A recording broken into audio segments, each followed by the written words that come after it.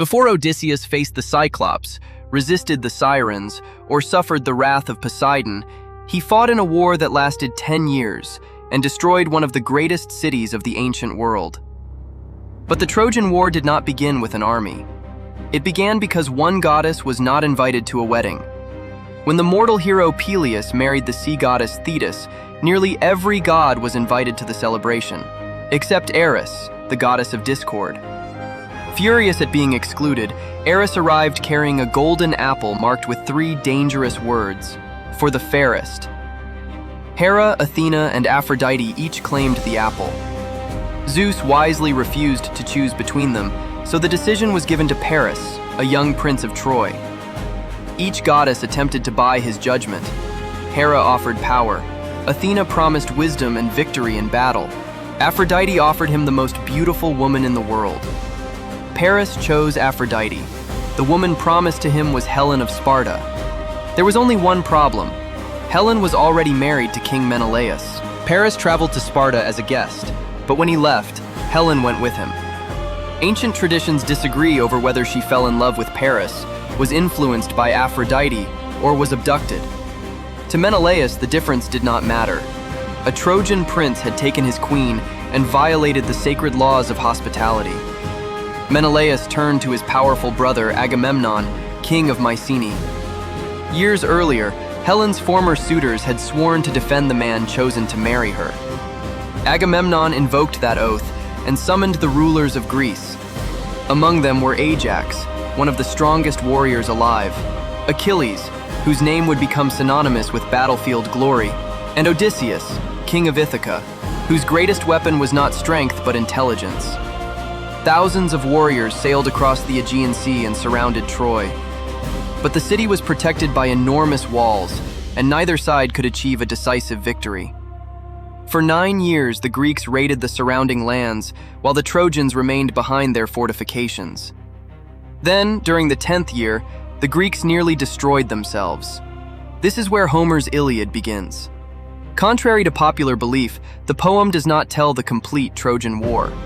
It focuses on only a short period near its end, and on the anger of Achilles. After Agamemnon took Briseis, a woman awarded to Achilles as a prize of war, Achilles felt publicly humiliated. He withdrew from the fighting and refused to help the Greek army. Without its greatest warrior, the Greek position began to collapse. Hector, the eldest son of King Priam and Troy's greatest defender, drove the Greeks back toward their ships. Patroclus, Achilles' closest companion, could no longer watch the Greeks die. He borrowed Achilles' armor and entered the battle, hoping the Trojans would believe Achilles had returned. The deception worked. The Trojans retreated, but Patroclus continued pursuing them. Near the walls of Troy, Hector killed him and took Achilles' armor. When Achilles learned what had happened, his anger became something darker than wounded pride. He returned to battle not to save the Greek army, but to avenge the person he loved most. Achilles hunted Hector outside the walls of Troy and killed him. He then tied Hector's body behind his chariot and dragged it through the dust. But the most powerful moment in the Iliad was not the duel. It came later, when Hector's elderly father, King Priam, secretly entered the Greek camp. Priam knelt before Achilles and kissed the hands that had killed his son. He asked Achilles to remember his own father and allow Hector to receive a proper burial.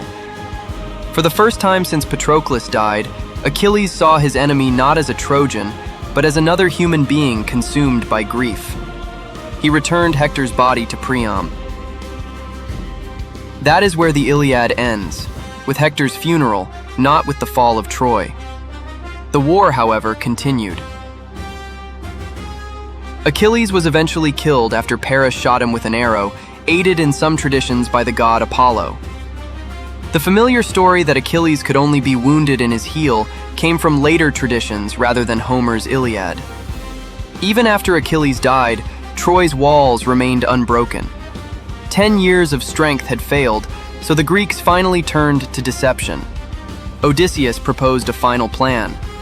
The Greeks constructed an enormous wooden horse and hid a group of warriors inside it.